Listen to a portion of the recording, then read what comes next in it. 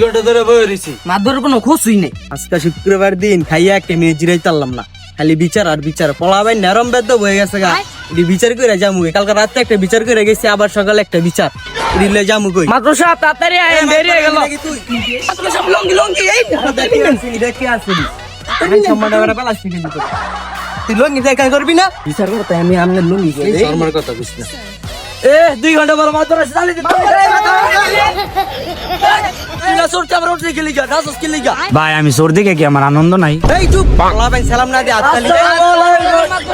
ওয়ালাইকুম আসসালাম। এই মাদুর লাগে চাল্লা।